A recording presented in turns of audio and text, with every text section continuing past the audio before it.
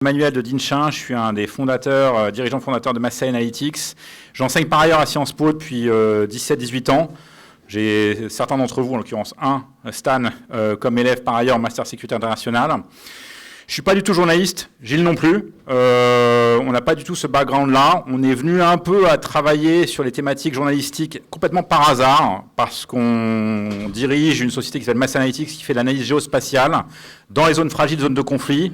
Et un petit peu par accident, depuis une dizaine d'années, via des amitiés qu'on peut avoir dans des différentes rédactions, on nous a demandé des coups de main à droite, à gauche, pour éclairer certaines investigations, pour aider à préparer des terrains dans des endroits compliqués, la Ghouta orientale, dans la banlieue de Damas, la reprise de Mossoul, les combats à Mossoul en 2015-2016, tout ce genre de choses. Et de fil en aiguille, on est arrivé au constat qu'il y avait un vrai déficit de connaissances dans l'ensemble des rédactions sur ce que le satellite pouvait apporter à tout type de journalistes. Quand je dis tout type de journalistes, ça peut être des grosses rédactions, des petites rédactions, des freelances, etc., etc. Aujourd'hui, il y a beaucoup de choses qui peuvent être faites avec le satellite, avec des moyens vraiment financiers et techniques dérisoires. Et ça nous paraît indispensable vraiment d'évangéliser un peu sur ce qui peut être fait. Et j'irai même un petit peu plus loin, ça me paraît impensable, je parle sous le contrôle des hautes autorités de Sciences Po, ça me paraît même impensable d'ici 1 an ou 2, que des élèves sortent d'une école de journalisme sans avoir un socle de base de connaissances sur ce qui peut être fait ou pas fait avec le satellite. Ce que vous allez voir aujourd'hui, c'est en très compressé, 1 heure, une formation qu'on a livrée, qu'on a proposée à une vingtaine de rédactions en Europe, Le Monde, Le Figaro, Die Zeit, NZZ à Zurich, enfin bref, plein de médias, des boîtes de prod, etc., etc. Mais une formation qui s'étale en général sur 8 ou 10 heures. C'est 8-10 heures et c'est une formation pour des journalistes qui n'ont aucune compétence technique. Donc là, on a juste fait un petit teaser en 1 heure, juste pour planter quelques graines. Tout ce qu'on va présenter, on sera en mesure de le partager après. On vous enverra les slides, donc pas besoin de tout noter, etc., etc. On sera disponible aussi après, s'il le faut, pour répondre à quelques questions avant que vous enchaîniez avec votre cours de 14h45. Et voilà. Je vous épargne un peu sur qui on est, ce qu'on fait, etc., etc. Tout ce que je voulais vous dire, enfin, ça, vous pouvez le voir en allant sur notre site internet, et ça n'est pas très intéressant. On travaille aujourd'hui avec beaucoup de rédactions, soit en appui des formations de manière régulière. On refait une pour Le Monde prochainement, pour certains des gens d'ailleurs qui enseignent ici. On en fait une pour Die Zeit aussi la semaine prochaine, sur des sujets de plus en plus techniques. On travaille aussi de manière ad hoc sur certaines investigations très précises, un crime de guerre au Soudan ou au Mali, une histoire de convoi russe un peu, merci beaucoup, dans certains endroits du Sahel, ce genre de choses. Donc de manière ad hoc, on peut aussi être sollicité sur certaines histoires. Et pour certains médias, par exemple France Télévisions, on a un contrat de type desk satellite. C'est-à-dire que depuis 4 ans, dès qu'il y a une demande du 13h, du 20h, d'envoyé spécial ou complément d'enquête, de satellite, ça passe en général par nous. Ils disent, voilà, on a besoin de ça et ça, on va pouvoir vous le montrer. En l'occurrence, on travaille beaucoup sur l'Iran en ce moment. Et nous, on essaie de sourcer le plus vite possible l'image qui sera percutante, pertinente, diffusable, pour des histoires régulatoires. Ça marche pas? Vous m'entendez pas très bien? Si? Ah, ok. Voilà. Un petit point sur le satellite dans les médias. Juste quelques chiffres. Vous me pardonnerez la mocheté de ce slide, mais ça permet de bien voir un petit peu le tsunami auquel on est confronté. C'est le New York Times. J'ai juste fait un search sur le site du New York Times en search for satellite imagery. En 2018, sur l'intégralité de l'année 2018, il y a eu 68 articles qui faisaient référence à l'imagerie satellite. 2023, on est à 217. 2025, on est à 400, près de 400. C'est-à-dire qu'il y a un article par jour, en moyenne, voire un peu plus, qui fait appel d'une manière ou d'une autre à l'imagerie satellite. Je ne vous ai pas montré les chiffres pour le dernier mois, mais avec le conflit en Iran, c'est plusieurs articles par jour qui font appel aux satellites pour documenter les destructions dans la banlieue sud de Beyrouth, pour documenter des destructions de radars, pour se plaindre de la censure, on y reviendra, de certaines constellations sur l'accès aux images. Bref, c'est en cela que je dis qu'aujourd'hui, le satellite, c'est comme la vidéo après la Seconde Guerre mondiale, comme les réseaux sociaux il y a 20 ans, comme Internet il y a 30 ans, etc. C'est un nouveau stream, ça ne va pas se substituer au travail de terrain, mais c'est un nouvel outil pour vous, que vous pouvez utiliser dès aujourd'hui, sans dépenser 1 centime, et qui vous donne des moyens qui, là encore, je me répète, mais qui hier encore n'étaient accessibles qu'à des officiers de renseignement. Et quand je dis hier encore, c'était il y a 7-8 ans. Et aujourd'hui, vous êtes en mesure d'acheter des archives, vous êtes même en mesure de tasquer un satellite. pour certains de vos sujets. Bon, bref, Epic Fury, c'est le bon exemple d'utilisation massive du satellite. On est confronté d'une part à la censure. Il y a énormément de censure côté israélien sur les destructions, énormément de restrictions sur ce que peuvent couvrir les journalistes, et évidemment côté Iran, très peu de reportages sur le terrain. Un petit point sur ce qu'on appelle la taxonomie des usages, parce que quand on pense au satellite, le réflexe, c'est le avant-après. C'est un peu, il y avait le bâtiment du Guide suprême, il n'est plus là. Il y a quelque chose qui s'est passé entre-temps, etc. Donc, le cas un peu typique, c'est le avant-après. Donc, effectivement, le avant-après, le même lieu pris à deux dates différentes, c'est le cas archétypique. Mais il n'y a pas que ça. Et je vais vous montrer quelques exemples. Ça peut être ce qu'on appelle le smoking gun. Dans des investigations, on a pas mal travaillé sur les crimes de guerre en Afrique subsaharienne essentiellement. Et on a travaillé aussi sur des sujets police-justice, sans jamais parvenir à conclure sur les sujets police-justice. Sur les crimes de guerre, c'est plus facile. Et ça peut être aussi la preuve visuelle qu'il y avait tel détachement militaire à tel endroit, qu'il y a eu tel massacre à tel endroit, etc. Ça peut être un smoking gun. Ça peut aider à géolocaliser certaines informations, l'emplacement des bâtiments, etc., etc. Il y a de plus en plus d'outils de géolocalisation, et notamment avec l'IA, qui permettent aujourd'hui d'aller beaucoup plus vite pour documenter certaines informations que vous aurez pu collecter via de la donnée, entre guillemets, horizontale au niveau de la Terre. Ça peut donner une notion d'échelle, une comparaison spatiale, un changement climatique. Je vais juste donner quelques exemples de ce type de situation. Le avant-après, là encore, archétypique, le port de Beyrouth, 2020, avant, après, ne restait que le silo. Ça permet de visualiser très très rapidement l'ampleur de la destruction et d'enrichir une histoire assez vite. On peut le faire aussi, là encore, c'est la donnée gratuite, ça. Les données Nightlights de la NASA, on y reviendra, on vous donnera les sources, etc. etc. C'est très facile à utiliser. Gaza avant et après le 7 octobre, en l'occurrence septembre 2023 versus janvier 2024. Pour l'histoire de nuages, il fallait avoir une image vraiment cloudless pour vraiment comparer des pommes et pas des pommes et des oranges. C'est très facile à faire, de faire du avant-après. Smoking gun, l'exemple chimiquement pur du smoking gun, c'est Boutcha, en Ukraine. Si on se remémore un petit peu l'histoire, les Russes se retirent de Boutcha, c'est dans la banlieue de Kiev, les Ukrainiens arrivent, découvrent les corps, avec plein de journalistes, découvrent les corps. Là-dessus, les Russes disent mise en scène, Timisoara, c'est un spectacle hollywoodien, c'est faux. Et là, le New York Times sort cet article en disant on a récupéré des images satellites antérieures au départ des Russes.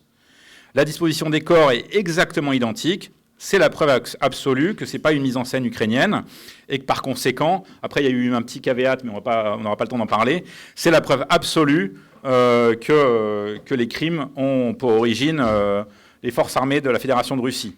Là, de la même manière, c'est en Corée du Nord, un bateau tout neuf qui sortait des chantiers navals nord-coréens qui a eu un gros problème, qui a glissé, qui a été recouvert de bâches. Les bâches bleues, c'est des bâches bleues, etc., et avec derrière le leader nord-coréen qui a dit qu'il y aurait eu des peines sans doute très, très fortes pour ceux qui avaient planté la construction du drapeau. Bon, bref, ça permet de documenter des choses sans forcément être dans le avant-après. Ça permet de géolocaliser des choses. Ça, c'est l'histoire des gens que vous connaissez sans doute, du CIR, Benjamin Strick, sur la documentation de crimes de guerre au Cameroun, pour savoir qui avait été tué, par qui, à quel moment et à quel endroit. Et tout ça s'appuyait beaucoup sur du satellite. Il y avait eu un projet un peu identique sur lequel nous, on a travaillé avec les gens de Libération pour documenter des crimes de guerre de l'armée burkinabé il y a 2 ans, qui avait massacré des adolescents à coups de parpaing. Pareil, le satellite permettait de localiser l'endroit et de montrer que le crime avait eu lieu dans une base militaire. Il y avait juste quelques vidéos de réseaux sociaux. Bref, c'est un instrument très puissant pour géolocaliser certains événements. Plus récemment, on a travaillé sur des convois militaires russes en Afrique, ou là, des convois d'uranium. Vous avez peut-être vu cette histoire sur le Yellow Cake, les 1000 tonnes d'uranium qui sont extraits de la base de la mine d'Arlit au Niger et que les Russes essaient d'exporter via le Togo et qui aujourd'hui sont coincés à Niamey. Ça donne une notion d'échelle. Ça, c'est l'Aquitaine au moment des incendies, les inondations à droite en Espagne. Tout de suite, ça permet de visualiser quelque chose de très parlant. Ça enrichit, ça donne autre chose pour donner une autre focale, en fait, sur un sujet. Et puis, dernier exemple, les comparaisons spatiales. Il y a plein de cas de figure possibles. On peut parler de Gaza sur l'accès à l'électricité, sur l'agriculture. Là, en l'occurrence, c'est Nightlights, Corée du Nord versus Corée du Sud. On peut le faire la même chose en Haïti, République dominicaine. Bref, il y a plein d'angles possibles pour faire ça. Et pour finir, c'est très, très puissant. Il y a beaucoup de cas sur lesquels on a travaillé. C'était des cas pour le service international. Parce que historiquement, l'ADN de Masae, c'est lié à l'ADN de la société sœur de Masae, c'est une société qui s'appelle Altaï. On travaille essentiellement dans des zones fragiles, zones de conflit. Donc le gros des sujets sur lesquels on a travaillé, ça a été l'Irak, la Syrie, la Somalie, l'Ukraine, etc., etc. Mais le satellite, c'est très puissant pour tous ceux qui veulent travailler sur les thématiques agricoles, environnementales et climatiques. Pourquoi ? Parce qu'on peut revenir dans le temps très très loin en arrière. Quand je dis très très loin en arrière, on peut revenir 50 ou 60 ans en arrière. Les archives existent avec une résolution mauvaise, dégradée. Mais quand il s'agit de changements, déforestation, utilisation des sols, etc., etc., on n'a pas besoin de très haute résolution. On n'a pas besoin de 30 cm ou 10 cm par pixel. Même si on a du 50 mètres par pixel, ça suffit pour voir ce qui se passe dans l'Amazone. Et on peut revenir 20, 30, 40, 50 ans en arrière gratuitement avec le satellite. Donc c'est très puissant. Là, c'est des exemples de projets sur lesquels on a pu travailler pour Libération à gauche sur l'évolution des lacs. En Tunisie, on a travaillé plus récemment sur la sécheresse au Maroc et la sécheresse en Iran. Un peu de la même manière, au fil du temps, de voir un peu l'évolution des bassins de captation d'eau, artificiels ou naturels, pour visualiser, plus que pour quantifier, pour visualiser l'impact de la sécheresse. Je vais laisser Gilles prendre la main pour parler des contraintes et limitations et je reviendrai un petit peu après. Bonjour à tous. Allô, allô. Bon, donc Gilles Morand, moi je suis le directeur technique de Massey Analytics. Donc j'ai une formation d'ingénieur à la base, pas du tout comme Manu le disait, pas de journalisme du tout. En revanche, tout ce qui est travail avec les images que vous avez vues tout à l'heure, c'est mon quotidien. Et là, ce que je vais vous présenter, c'est un petit peu finalement. Alors, j'allais dire, Manu a vendu la sauce en disant on peut faire plein de choses. Il y a quand même un certain nombre de contraintes ou de choses à connaître, mais aussi d'opportunités que j'ai pas mis dans le sous-titre là. J'ai surtout parlé des limitations, mais vous verrez qu'en fait, ça donne d'autres angles de vue que juste une simple photo. Petite question, est-ce que quelqu'un peut m'identifier quelle est la zone géographique représentée par cette photo ? Je ne m'attends pas à avoir beaucoup de mains levées. Donc, je vais passer à la suite. Donc ici, vous avez un exemple. Sentinelle-2, c'est une constellation de satellites. Il y en a 3 aujourd'hui, lancée par l'Agence spatiale européenne, qui prend des photos tous les 6 jours, à peu près, de tous les lieux, de toutes les terres émergées. Les premiers étant lancés en 2017. Donc, depuis 2017, on a une photo à cette résolution, mais de partout sur la Terre. Gratuite. C'est l'Agence spatiale européenne qui a financé ça, donc tout le monde peut y accéder. Un pixel, c'est 10 mètres par 10 mètres. Maintenant, voilà l'endroit qui a été représenté sur cette photo-là. Ça, c'est le maximum qu'on peut avoir aujourd'hui dans les images commerciales. Donc, ça coûte un petit peu cher, sauf si on a des droits via les médias. Mais là, on a 30 cm pour chacun des pixels de l'image. Donc, c'est la place Saint-Marc à Venise. Vous allez me dire, pourquoi il m'a montré ça alors qu'on ne voit rien du tout ? En fait, ce n'est pas dénué d'intérêt, parce que déjà, on a une image tous les 6 jours. Et on verra tout à l'heure que les hautes résolutions, ce n'est pas du tout le cas. Vous avez ici un exemple de Mariupol, après la fin des combats, quasiment juste après la fin des combats, où en fait, il y avait un plan d'aménagement par la Russie qui avait été documenté. Il y a un PDF qui disait on va construire des nouvelles zones d'habitation, ce genre de choses. Il y a déjà des articles qui sont parus là-dessus. Vous avez ici un fond Google satellite de base, et on voit qu'il y a des zones qui sont matérialisées ici. Et dans le plan de reconstruction annoncé par les Russes, ils disaient on va construire des nouvelles zones d'habitation dans ces endroits-là. Donc là, on a récupéré le document PDF, on a dit à cet endroit-là, les petites formes qu'on a dessinées, on va essayer de les retrouver dans les images satellites tous les 6 jours. Et on va voir à quel moment ils ont commencé la construction. Donc on ne sait pas exactement ce que c'est, mais enfin on voit quand même qu'il y a des immeubles qui sont construits. Donc on n'a pas besoin du détail très fin qu'on avait sur l'image 30 cm. Les 10 mètres, ça nous suffit pour dire que dans telle et telle zone de la ville, et on a fait un peu toute la ville, on a moyen de dire les travaux ont commencé, voire c'est livré à partir de telle date. La contrainte qu'on a principalement sur les satellites, c'est en fait, voilà, ils tournent autour de la Terre. Et donc, aujourd'hui, la haute résolution, c'est assez limité la partie de la Terre qu'on peut prendre en photo tous les jours. En fait, c'est dû à la taille du capteur et des données à envoyer sur la Terre. Donc en fait, le satellite, en gros, il peut prendre des photos dans la bande jaune. Donc c'est pas contigu, vous voyez des espaces. Et en fait, il ne va pas tout prendre en photo sur la haute résolution. Il prendra que à la commande. Donc c'est un appareil photo où ce qu'on appelle le tasking, on va demander à la constellation de prendre cet endroit sur la Terre. Et les satellites haute résolution, ils ont moyen, vous voyez la trajectoire ici en rouge, ils ont moyen de faire un peu à gauche ou un peu à droite. On ne prend pas toujours la photo pile de haut. C'est mieux quand on fait l'observation de la Terre, parce qu'on a toujours le même angle de vue. Ce qu'on peut voir un petit peu ici, hein. Ça c'est le même endroit à Kharkiv de mémoire en février. Vous voyez que les images sont un peu pourries, c'est pas toujours le même angle, c'est le même endroit, mais c'est justement dû au fait que, comme c'est une zone de conflit, on s'est autorisé le fait de la prendre très latéralement et avec un éclairage tôt le matin, latitude nord, mois de février, mois de mars. Donc on ne voit pas grand-chose, les rues sont à l'ombre. Ce n'est pas des belles photos qu'on mettrait sur Google Satellite. En revanche, dans une recherche d'information, est-ce que le bâtiment a été détruit ou pas? Ça, c'est intéressant.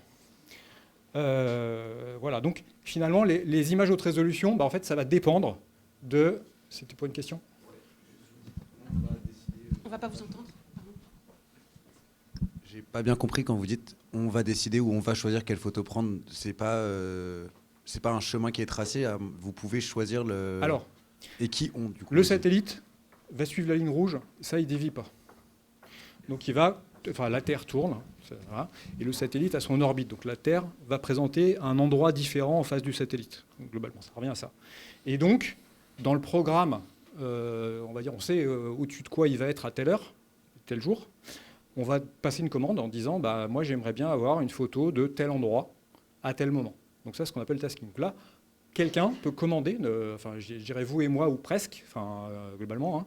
Hein, le tasking, c'est quand même quelques milliers d'euros si on le fait en mode commercial, mais voilà, c'est que quelques milliers d'euros. On aura 100 km² qui seront pris en photo le jour J, en espérant qu'il n'y ait pas de nuages, pour avoir la photo. Donc si vous voulez prendre votre jardin en région parisienne demain, normalement, vous choisissez la bonne constellation et vous avez moyen d'avoir votre photo prise demain au-dessus de votre jardin. Et ça peut être moins cher que ça. C'est-à-dire que, par exemple, Black Sky, une constellation américaine Black Sky, c'est quelques centaines d'euros de tasking. Voilà, c'est du 80 cm. Voilà, 80 cm au lieu de 30 cm. Donc c'est ça, le côté on choisit, en fait, c'est n'importe qui. Alors ça peut être des militaires, des pétroliers, des rédactions. On a fait, nous, on a demandé pour des rédactions à des constellations, Black Sky en l'occurrence, qui nous ont pris des photos, juste pour nous, parce qu'on leur a demandé.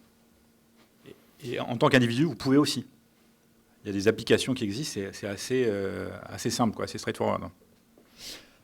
Alors là, je vais commencer à la bascule entre limitation et opportunité. Kharkiv au mois de mars, pardon, c'est un peu ça, en fait, au satellite. Hein. Et puis c'est un peu tout le mois de février, tout le mois de mars, c'est comme ça. D'où l'absence d'images au début du conflit, parce que le côté purement photo, en fait, il y a les nuages. L'appareil photo, il est obligé de... Voilà, il prend en photo des nuages. Bon. Donc, en fait, dans les satellites aujourd'hui, des satellites d'observation de la Terre, on ne parle pas de tout ce qui est télécom ou tout ça, ou de navigation, les satellites d'observation de la Terre, ils sont soit passifs, la lumière du soleil se réfléchit sur la Terre et je mesure comme un appareil photo ce qui revient, soit je fais la chauve-souris, j'envoie un signal vers la Terre, je capte le signal retour, et c'est ce qu'on appelle les satellites radar ou SAR. Qu'est-ce que ça donne ? Ça donne par exemple, alors là j'ai fait exprès, évidemment on ne peut pas dire que ce soit toujours couvert de nuages dans le détroit d'Ormuz, mais en l'occurrence vous avez ici donc le satellite radar, le pendant optique qu'on a vu tout à l'heure à 10 mètres par pixel. L'ESA, l'Agence spatiale européenne, a aussi un satellite radar qui permet de voir les bateaux dans le détroit d'Ormuz. Le 26 février, puisque c'est tous les 6 jours, je n'ai pas pu prendre le 27, vous voyez tous les petits points blancs, et puis il y a toujours une zone d'attente pour passer, de l'autre côté aussi. On a finalement pas mal de navires qui transitent par les détroit d'Ormuz. Vous avez la photo prise, on est le 12, c'est ça? Donc c'est avant-hier. Il en reste encore. On ne sait pas ce que c'est, parce que là, au radar, on voit que des points blancs, donc il faut une information complémentaire. Mais on voit tout de suite que ça s'est fortement réduit. Parenthèse, le slide de couverture, on voyait la destruction de la bande de Gaza. C'est des analyses qu'on a faites pour le coup, beaucoup de médias, tout comme pour Mariupol. Toutes les cartes de destruction de Mariupol qui ont été publiées, New York Times, etc., ont été faites par nous. C'était avec du radar. En Ukraine, il y a tout le temps des nuages. Enfin, il n'y a pas tout le temps, mais il y a beaucoup de nuages. Donc, la seule manière de mesurer de manière fine la destruction des villes ukrainiennes, surtout dans les premières semaines du conflit, c'était avec du radar. Et de la même manière, la destruction de la bande de Gaza dans les premières semaines post-7 octobre, c'était avec du radar. Donc, en fait, c'est un signal radar. Le changement d'écho radar était un proxy de la destruction. Et donc, permettait de nous dire, voilà, là, l'écho est stable. Donc, manifestement, le bâtiment n'a pas été touché. Là, l'écho a changé. Il y a un signal mathématique qui a bougé. C'est un proxy de destruction. Et après, on essaie de recalibrer cette incohérence mathématique en fonction de données qu'on peut collecter via le terrain, via des réseaux sociaux, etc., pour dire, OK, on va affiner, ça c'est très détruit, moyennement détruit, etc.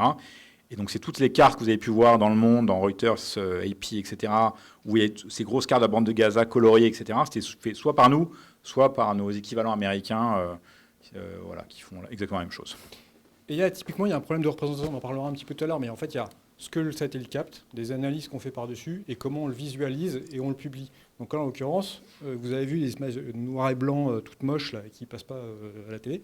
En fait, on a besoin de les contextualiser et puis d'en faire une infographie.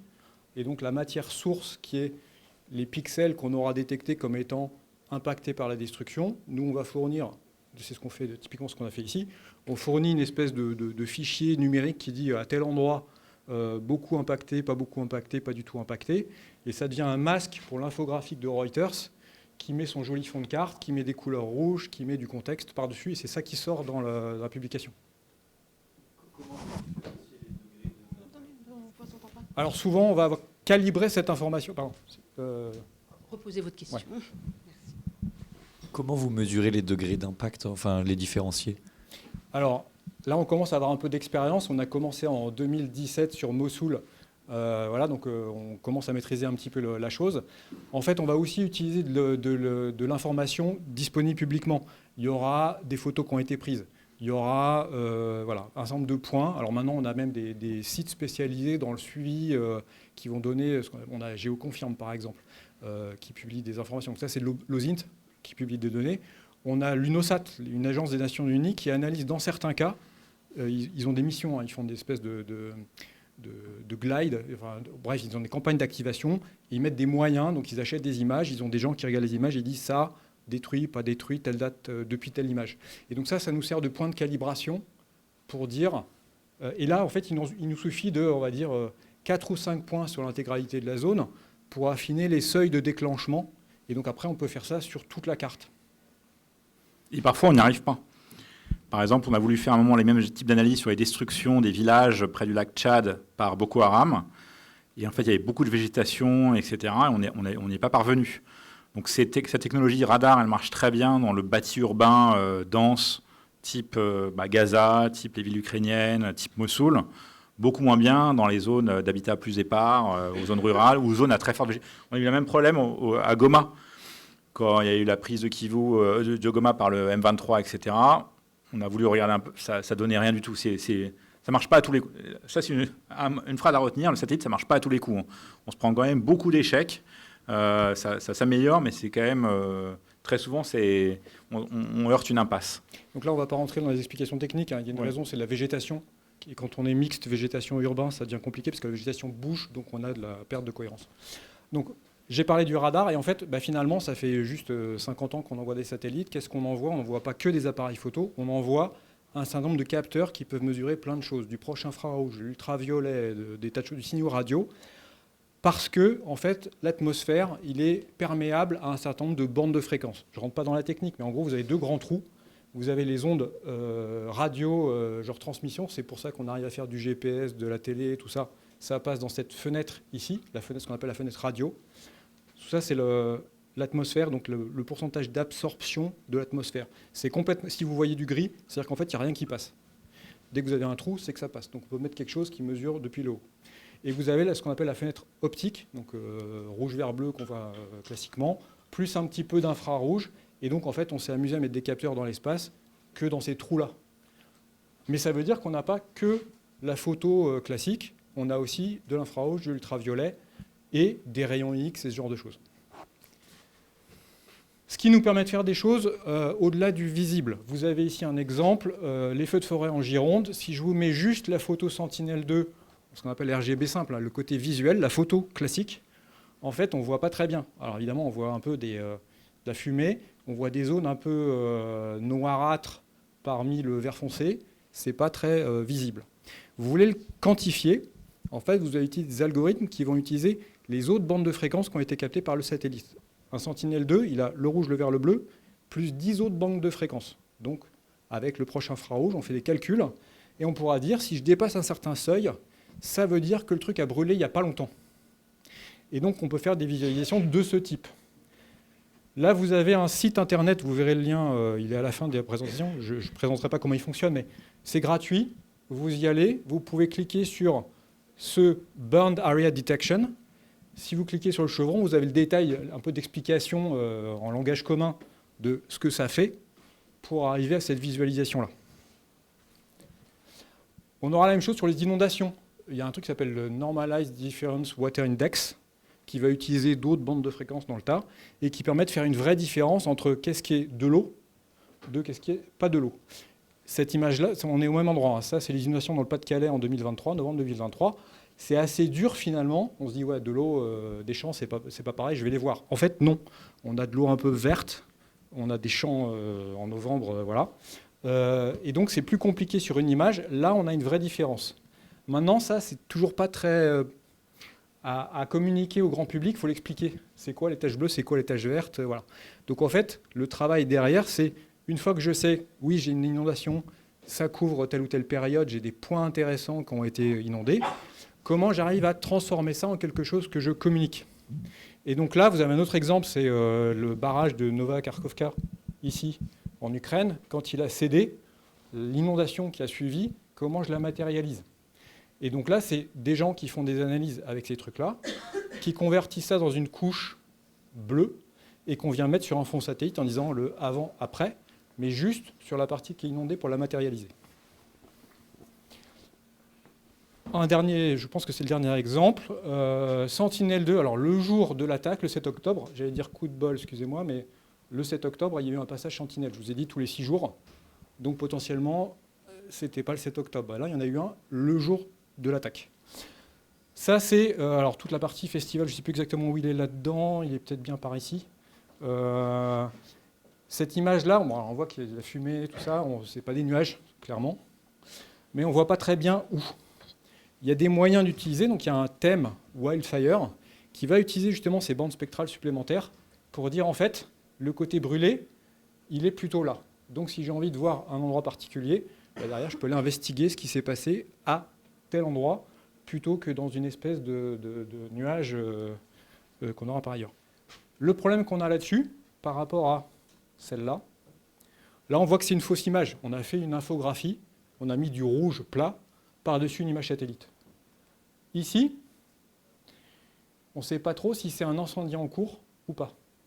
Donc il y a une perception visuelle qu'on peut communiquer au lecteur ou à celui qui regarde la photo en disant « c'est en train de brûler ». Les incendies en Australie, il y a, je ne sais plus, 5 ans, c'était l'Australie est en feu. Bah, en fait, c'était un peu plutôt ça. Donc, il y a le front de feu, c'est sympa, on sait le déterminer. En revanche, là, il faut faire attention quand on représente l'information à faire passer le bon message. Est-ce qu'il ne vaut pas mieux faire un truc comme ça, en disant voilà la zone où ça a brûlé récemment, que d'avoir à expliquer oui, enfin, ça ressemble à du feu, mais ce n'est pas tout à fait du feu. Et juste, on a eu un petit accident, enfin on a eu un petit couac dans un projet qu'on a fait pour Libération. On voulait mesurer l'évolution des glaciers alpins et pyrénéens.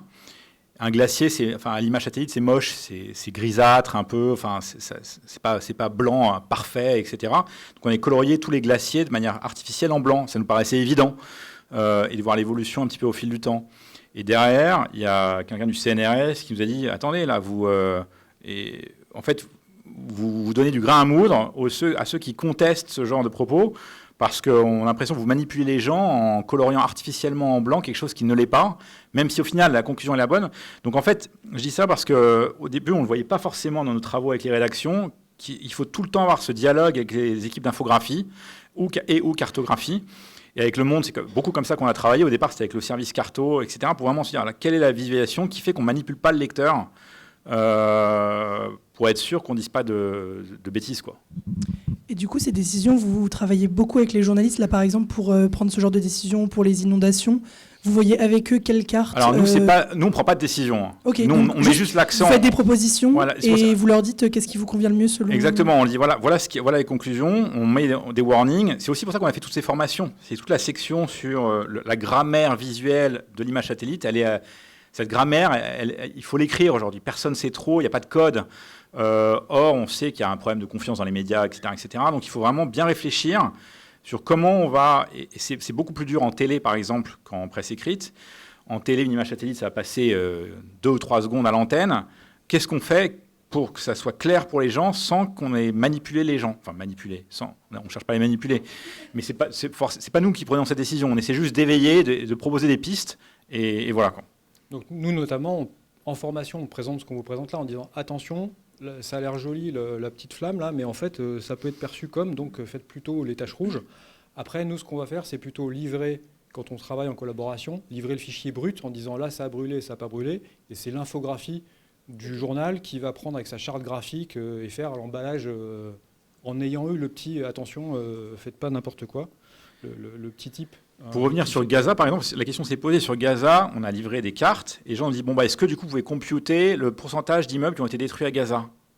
Et on a dit, non, ça on ne peut pas le faire, parce que là on dit des zones qui ont été affectées par des bombardements, mais qu'est-ce que ça veut dire un immeuble détruit, pas détruit? Ça veut dire qu'il est complètement à terre, c'est que du rubble, ça veut dire qu'il y a un étage qui a été abîmé, de quoi on parle?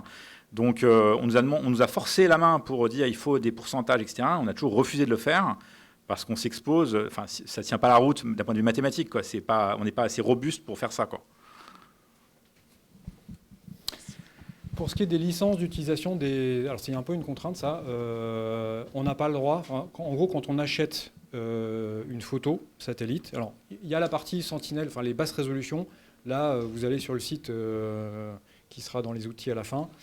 Vous avez le droit de publier n'importe où.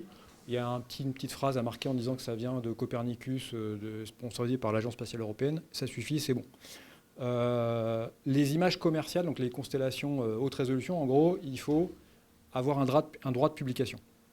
Alors, il y a 2 moyens de les obtenir, ces images. On peut les acheter pour des analyses, ce qu'on fait nous. Nous, dans notre travail, on achète une image, c'est pour nos yeux seulement. On fait notre petit dessin. Le produit dérivé, c'est-à-dire la carte qu'on fait par-dessus, il est à nous, on a le droit de le publier, de le donner à qui on veut. On n'a pas le droit de publier l'image qui est en dessous, sauf à négocier un droit de publication média. Ils ont tous des pages et des pages de trucs juridiques pour voir ce qu'on a le droit de faire. Il y a quand même 2 petites exceptions.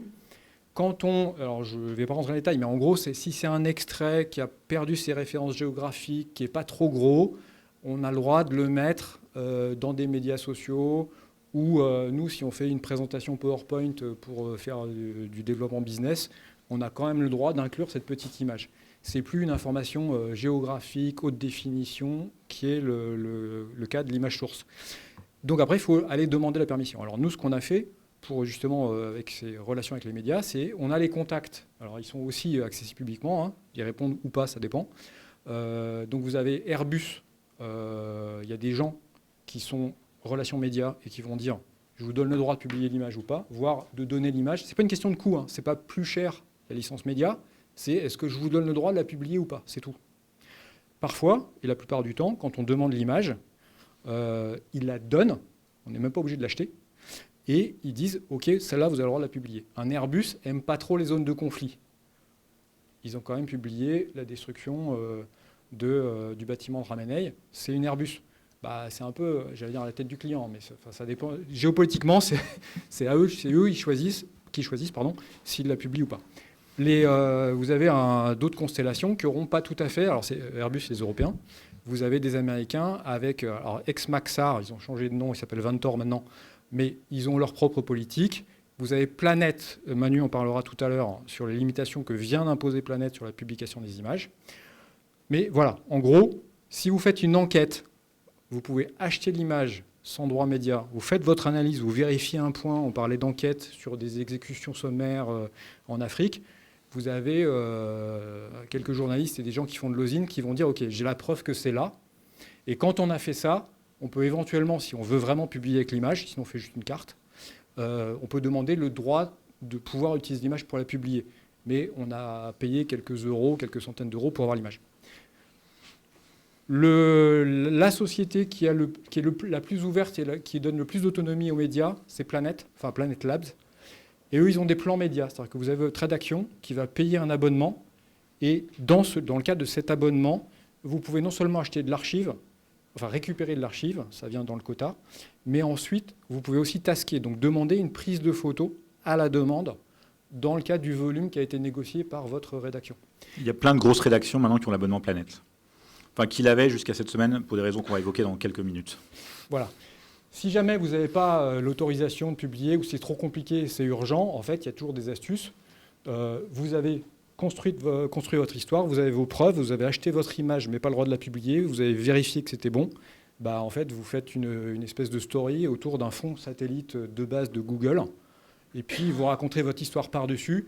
Et là, ce qui a été fait dans cet article-là, il y a toute l'histoire qui a été montrée de ce convoi en Ukraine, avec le petit dessin. Ça reste un fond complètement non daté qui ne correspond pas aux événements. Je pense que c'est à toi. Oui, merci. Donc un petit point sur les sujets, le côté politique du satellite, qui est un vrai sujet en ce moment. Là, depuis le début de la semaine, on était en dialogue avec Die Zeit, l'AFP, etc. Tout le monde est pris de panique pour des raisons que je vais évoquer dans quelques secondes. Il faut bien comprendre que les constellations commerciales, leur principal, voire quasi unique client, ce sont les ministères des Armées, ministères de la Défense de leur pays. Ça représente 90, 95, 99% de leurs revenus. Donc elles sont quand même très dépendantes de ces clients-là, de ces relations gouvernementales, et ça peut expliquer certains des choix que Gilles a évoqués un petit peu plus tôt. Juste en termes d'ordre de grandeur, donc là c'est l'ensemble des satellites lancés sur les 6 derniers mois. En violet, c'est tous les satellites américains.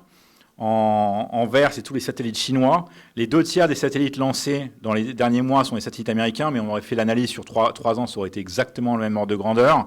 1/4 sont des Chinois.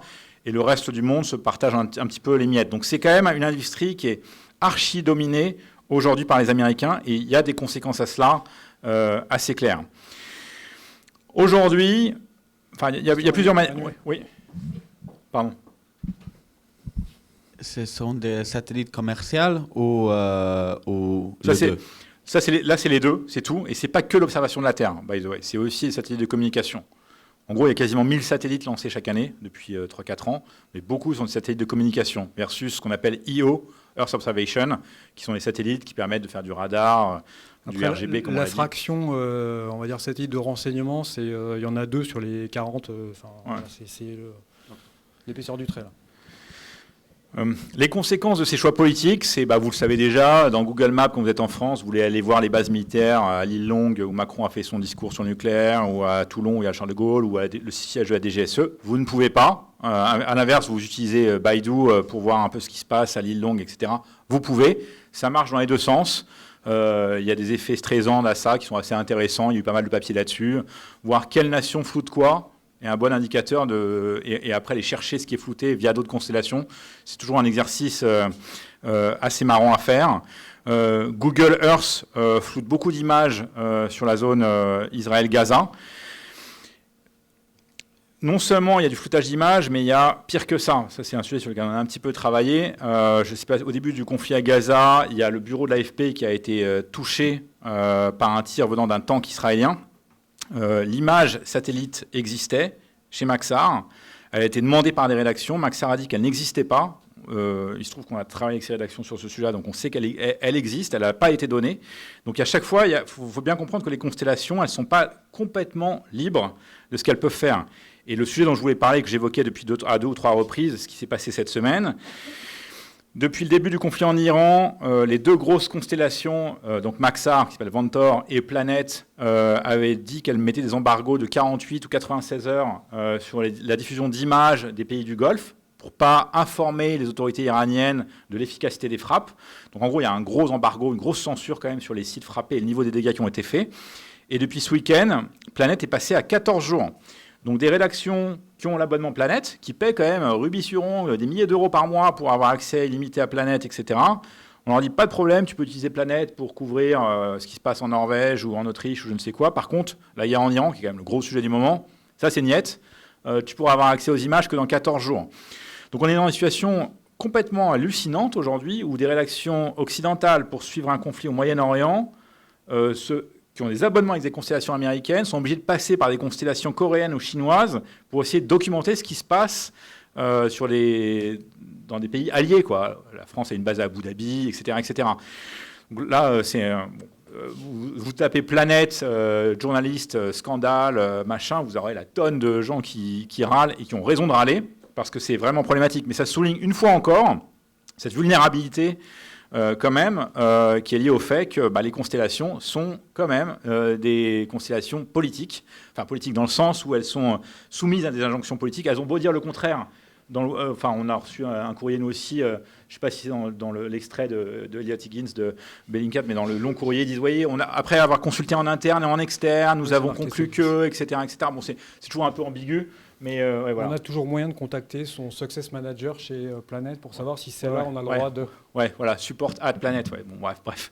Donc voilà, c'est des objets politiques. C'est aussi pour ça, pour vous, je pense, c'est intéressant d'élargir le spectre, de se dire, OK, apprenons à travailler avec du Sentinel gratuit, avec du Planet, parfois quand ils font des releases gratuites, etc. Mais allons voir aussi les nouvelles constellations qui émergent, japonaises, coréennes, indiennes, chinoises, etc., etc. Parce que parfois, ça peut nous permettre de contourner certaines sanctions. Pour la première fois, c'est un sujet sur lequel on avait pas mal travaillé il y a 2 ans, mais c'est d'un point de vue purement théorique. Il y avait des papiers qui étaient sortis du MIT sur la manipulation d'images satellites. Faites avec de l'IA, pour voir si on arrivait à vraiment créer des fausses images satellites suffisamment crédibles qui pouvaient tromper l'œil humain. Mais ça n'avait jamais fait l'objet d'instrumentalisation dans le cadre de campagnes informationnelles. Là, sur la guerre en Iran, on l'a vu. C'est typiquement des médias iraniens ont diffusé une image satellite d'un radar américain au Qatar en montrant une destruction avec une fausse image satellite. Donc le Financial Times a fait un papier là-dessus.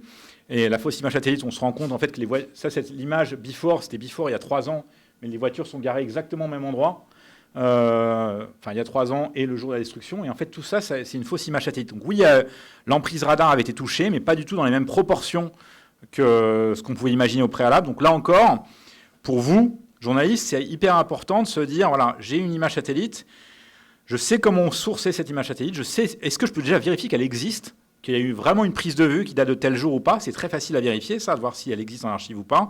Parfois, elle n'existe pas. Donc déjà, c'est un indice qu'elle peut être manipulée. Et après, vous pouvez aussi demander à la constellation de confirmer qu'elle est genuine, qu'elle est authentique, etc. etc. Pour contourner, on a parlé du fait que certaines constellations américaines bloquaient l'accès. Aujourd'hui, vraiment, très clairement, tous les médias sont vraiment paralysés. C'est-à-dire qu'il y a un embargo sur les destructions en Israël, il y a un embargo sur les destructions dans les pays du Golfe qui est vraiment très fort. Donc c'est vraiment assez difficile de documenter la réalité des dégâts qui sont faits par les armes iraniennes dans les pays du GCC et en Israël. Il y a un acteur chinois qui s'appelle Mizar Vision, qui en fait qui n'est pas une constellation qui agrège plein de données, qui met des outils IA, qui, elle, diffuse très librement, qui est ravie de diffuser des images du porte-avions américain, du porte-avions Charles de Gaulle qui avance en Méditerranée, qui franchit le détroit de Gibraltar, que des choses que vous ne pouvez pas trouver par ailleurs. Donc c'est là aussi où ça devient un enjeu géopolitique.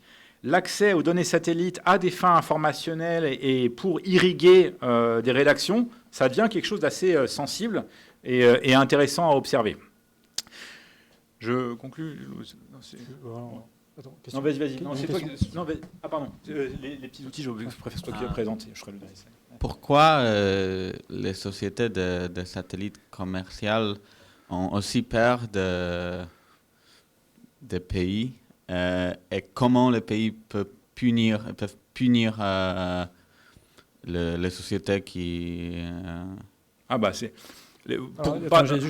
Aux États-Unis, en fait, il y a quand même une législation qui, je ne sais plus comment elle s'appelle, il y a un texte de loi qui, en fait, même pour les constellations commerciales, ils ont une licence d'opérer qui leur donne, il y a une espèce de kill switch, en fait. Donc, typiquement, là, si le gouvernement américain décide de dire aux constellations qui sont purement commerciales, non, tu diffuses pas ça, c'est l'obligation. Enfin, Manu a parlé tout à l'heure de ce qu'il y avait autour d'Israël, le floutage, qui a été levé en 2020, l'ancien floutage de ce truc-là. Mais en fait, nous, on travaillait en Syrie à ce moment-là sur des réfugiés. On a essayé d'acheter des images de Maxar à l'époque sur une zone qui n'était pas en Israël, mais juste à côté. Et en fait, on a eu le contact qui nous a dit « Ah, attendez, il faut que je regarde exactement, parce que les contraintes ne sont pas indiquées sur le site internet. Ça, c'est un truc, c'est la personne que vous avez en ligne qui vous dit « Non, là, je n'ai pas tout à fait le droit de vous donner les meilleures images que j'ai. » Donc là, il y a cette contrainte américaine, législative. En Europe, ce n'est pas tout à fait pareil. On est plutôt dans... Alors, de toute façon, déjà, en Europe, c'est un peu quand même la défense. Enfin, Airbus, c'est un peu compliqué comme consortium. Donc, en fait, il y a des parties qui sont militaires et des parties qui sont civiles. Et donc là, on est plus dans, de toute façon, il y a un droit de veto interne. Il n'y a pas besoin d'avoir une législation spécifique pour contraindre des sociétés purement commerciales. Donc, dans les deux cas, il y a le contrôle qui peut être exercé par l'État ou les États pour dire non, là, on ne vend pas ces images-là. Par exemple, comme les médias français, je peux acheter des images d'une société indienne concernant l'Iran. Ouais, Oui. Là, vous avez le droit, ouais, typiquement. Ouais. Je te laisse présenter les Oui. outils rapidement. Je ne sais pas si j'ai déjà dit, mais on vous enverra tous les slides après. Hein. Donc, vous aurez un petit... Donc là, c'est juste un aperçu très rapide d'un ensemble d'outils. Alors, pour aller chercher les images, je ne vous fais pas le tuto, ce sera après à vous de creuser ou de poser des questions éventuellement derrière, mais c'est juste un panorama vite fait. Donc vous avez le moteur de recherche. Manu parlait de vérifier, est-ce que cette photo a bien été prise à tel endroit, par telle constellation, à telle heure. Ça, c'est une société commerciale américaine qui est en fait un moteur de recherche, enfin c'est un revendeur. Donc il a un catalogue sur beaucoup de sources différentes, dont les Ventors, dont les planètes, dont les Pléiades aussi de Airbus. Donc en gros, quasiment toutes les constellations sont au catalogue. C'est un peu la FNAC de l'image satellite. Et comme à la FNAC, vous faites votre appel d'offres, vous choisissez vos produits parce qu'ils ont des belles fiches techniques, mais vous n'achetez pas chez eux parce que c'est trop cher. Vous allez sur Amazon après. Donc là, vous avez ce beau moteur de recherche, vous dessinez un petit polygone, vous dites ce qui m'intéresse, là je ne sais plus où c'est en Ukraine, mais voilà, et c'est Severodonetsk, pardon, voilà. Et donc ça vous dit, vous mettez des filtres entre telle date et telle date, je veux pas trop de nuages, et ça vous donne, voilà toutes les images disponibles. Et donc après, vous regardez, ah oui, effectivement, cette photo-là, elle couvre bien à telle date. Alors si on clique sur le petit i, on aura l'heure précise à laquelle la photo a été prise. Et donc on sait qu'il y a bien eu une SkySat prise tel jour à telle heure sur Severodonetsk. Ça ne nous dit pas, évidemment, il faut l'acheter pour voir ce qu'il y a dedans. Hein. Mais donc on sait déjà au moins qu'il y a une image où il n'y a pas d'image par rapport à ce que Manu montrait. Voilà. Ben justement, je vous disais, voilà, vous avez l'heure exacte de prise de vue qui est indiquée ici. Ça, c'était pour tout ce qui est haute résolution. La partie moyenne résolution, donc les 10 mètres par pixel, vous avez un site qui est financé par l'Union européenne, qui s'appelle le Copernicus Data Space Ecosystem. Et donc, ils ont un site web, un outil, un navigateur, le Copernicus Browser. C'est gratuit, il n'y a même pas besoin de créer un compte. Il y a un petit peu de trucs si vous créez un compte qui est toujours gratuit aussi, qui vous donne accès à l'ensemble des images, ce que vous pourrez appeler même de basse résolution que je vous ai montré tout à l'heure. Mais tous les trucs d'incendie, machin, c'est avec ça. Voilà, les bateaux dans le détroit d'Ormuz que j'ai montré, les incendies, tout ça, c'est fait avec ces outils-là. Vous y allez, donc vous avez les liens ici, la documentation là. Vous avez un moteur de recherche sur le côté en disant telle date, tel endroit, voilà. Ça vous affiche votre liste d'images, vous cliquez, vous avez votre photo qui apparaît. Pour les Nightlights, c'est plutôt le site de la NASA qui a beaucoup d'autres sources de données, mais vous avez le lien ici. Donc là, vous avez un mode avant-après Gaza. Là. Donc ça, c'est un peu les 3. Alors il y en a plein d'autres, hein. Je ne vous en ai sorti que 3. Sites web sur lesquels vous pouvez aller regarder soit les images, soit voir si l'image a été prise quand c'est de la haute résolution. Ensuite, il y a les outils que vous connaissez certainement. Google Earth Pro en version desktop et en version web maintenant permettent de naviguer dans un historique d'images haute résolution. Ils n'ont pas tout le catalogue. Eux, en fait, ce qu'ils font, c'est qu'ils achètent dans votre front Google Maps, là, Google Satellite. Vous pouvez, eux, ils couvrent en fait de temps en temps. Donc, il y a plein d'autres images accessibles si on les achète, mais déjà gratuitement, vous pouvez naviguer dans un certain nombre de points dans le temps et savoir à quel moment tel bâtiment a été construit. Voilà. Donc, comment ça se passe? Dans Google Earth Desktop, vous avez un bouton avec une pendule là. C'est ça qui vous permet. Après, il y a une petite barre qui apparaît et on peut naviguer dans le temps. On a fait notamment une recherche sur les fosses qui avaient été creusées en banlieue de Damas. Je ne sais pas si vous parle, il y a une prison en fait, où ils exécutaient les prisonniers, puis la nuit ils partaient en camion, ils les enterraient. Et donc il y a toute une plage de temps où en fait, on voit des fosses se creuser puis se refermer. Alors évidemment, on ne les voit pas parce qu'ils font ça la nuit. En revanche, on voit les trous qui apparaissent et on peut encadrer dans le temps les moments où ça s'est passé. Et éventuellement dire ça mesure 150 mètres, on en met 4 mètres carrés, enfin voilà, et puis on dit potentiellement tant de personnes qui ont été enterrées là. On a fait ça pour Libération et New York Times a sorti les choses de leur côté tout seul juste avant. C'est pas nous qui l'avons fait pour New York Times, malheureusement. Dans la version web, vous avez la même chose. Vous avez un petit bouton maintenant qui est apparu alors, en octobre 2024, donc avec la petite terre et un retour, et vous avez le même type d'information pour pouvoir remonter dans le temps. Alors là, c'est un peu plus quand on fait de l'OSINT, de la recherche, pas juste la publication d'une image. Souvent, on a besoin de croiser plein d'informations potentiellement géographiques. Si on prend tous les points, là encore, je parle de GeoConfirm, mais voilà, les chercheurs en OSINT qui publient des cartes, soit vous allez sur le site et vous avez des petits panneaux comme ça, et puis après, vous allez sur un autre article qui vous mettra des petits points comme ça. Et puis après, vous avez des sites cartographiques, genre OpenStreetMap, qui vous donnent les routes et les bâtiments et je ne sais quoi, les hôpitaux. Et puis après, vous avez votre image Google Satellite. Mais vous avez un problème, c'est qu'il faut empiler tout ça les uns sur les autres. Et c'est un peu compliqué pour faire de la corrélation spatiale. Genre là, est-ce que c'est le même point que là? Est-ce que c'est au-dessus de l'hôpital? Et ça ressemble à quoi dans un fond Google Satellite? Vous avez QGIS, c'est un logiciel open source d'information géographique. On va dire c'est le Photoshop de l'information géographique. Vous chargez vos couches les unes sur les autres. Et après, vous les activez, vous les désactivez. Et comme ça, dès qu'elles sont spatialisées, qu'elles contiennent une information géographique, elles s'empilent et vous pouvez les voir l'une sur l'autre. Alors, ça fait plein d'autres choses. Je ne vous en parle pas du tout. Là. Je parle vraiment du côté collection de couches géographiques les unes sur les autres. Ça, déjà, c'est très utile. Et donc, gratuit, ça s'installe sur un ordinateur. Voilà. Et alors pour conclure, alors le satellite, c'est pas le silver bullet, j'insiste vraiment là-dessus, les projets les plus chouettes qu'on a réussi à faire avec les rédactions, c'était des projets où on était binômés avec des journalistes qui étaient sur le terrain, et il y avait un dialogue permanent, même en amont du projet. C'est-à-dire, OK, on va travailler sur telle histoire, etc., où est-ce qu'il faut aller, comment, enfin, qu'est-ce qui est la zone la plus intéressante à couvrir, et après, il y avait, on avait des analyses satellites, on avait des hypothèses, elles devaient être testées sur le terrain, etc. C'est vraiment cette articulation entre le terrain et le satellite qui est la plus pertinente. Il faut se rappeler que tout ce que vous voyez là au satellite, c'est pris à 500 km au-dessus de la Terre. On a beau avoir des optiques de très bonne qualité, etc., etc. Si on s'appuie que là-dessus, on peut vite raconter énormément de bêtises. Ça nous est arrivé. Voilà, je veux vraiment être très prudent là-dessus.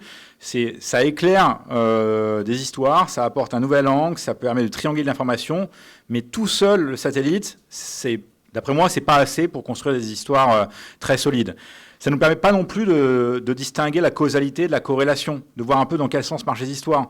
On peut voir de la sécheresse, que c'est lié à un barrage, dans quel sens ça marche, etc. On n'a pas forcément la bonne temporalité à chaque fois pour éclairer un sujet. Deuxième chose, ce que disait Gilles au début, c'est tout n'est pas disponible en archive tout le temps. Donc si vous savez qu'on a eu un cas, par exemple, sur l'affaire Cédric Jubilard, je ne sais pas, ceux qui ont suivi le procès se souviennent peut-être, il y avait une histoire, est-ce qu'il a garé sa voiture dans le même sens que sa femme, qu'il a garé par l'avant ou par l'arrière, etc. Il fallait voir si sa voiture avait été déplacée entre le moment du meurtre et le moment où il a été interrogé par la police, etc. Bon, on s'est dit, tiens, on va aller creuser, on va aller voir toutes les constellations pour voir si on a par chance une image satellite dans la fenêtre de temps entre la mort de sa femme et les examens policiers. Non, ça a beau être la France, soi-disant très couverte par le satellite, etc., il n'y avait pas d'image du tout disponible sur cette période. Donc tout n'est pas disponible tout le temps. Et notamment, ce qui se passe, je le dis parce que c'est un gros sujet en ce moment, ce qui se passe sur les océans. Il y a des gros sujets maritimes, que ce soit la Dark Fleet russe, que ce soit le blocage du détroit d'Ormuz, que ce soit l'Armada au large du Venezuela, etc. En fait, les océans, peu de gens ont pris les océans en photo, ça n'intéresse pas grand monde, ça coûte cher de prendre une image pour un satellite, de la stocker, de la downloader, de la traiter, de la commercialiser. Donc tout n'est pas archivé. Donc voilà, prudence, le satellite c'est très prometteur, c'est ce qu'on essaie de communiquer aujourd'hui. Il y a plein de choses, c'est vraiment chouette de jouer avec. Moi je vous conseille, un peu comme avec l'IA, de tous les outils, les downloader, enfin c'est que des outils open source, c'est grave. Jouez avec, apprenez à vous familiariser avec le satellite. Mais voilà, soyez vigilants, soyez prudents et attendez-vous aussi à vous prendre des portes. Parce que très souvent on se dit, tiens, avec le satellite on va faire ce super sujet. Et puis, pas de chance, il y a des nuages, ou pas de chance, il y a X, Y, Z, et ça ne marche pas. Et pour finir, les trucs les plus compliqués, mais aussi les plus intéressants, c'est quand on croise plein de capteurs. quand on croise du radar avec de l'image, avec du CX, c'est là on commence à faire des choses vraiment très sophistiquées et vraiment intéressantes. On devait s'arrêter à 30, il est 30. Merci beaucoup pour votre écoute et merci de nous avoir accueillis. Questions ? Oui, bien sûr, bien sûr. Si vous avez des petites questions, on a encore 2 petites minutes. Si vous n'avez pas de questions. Eh ben, merci beaucoup. Merci.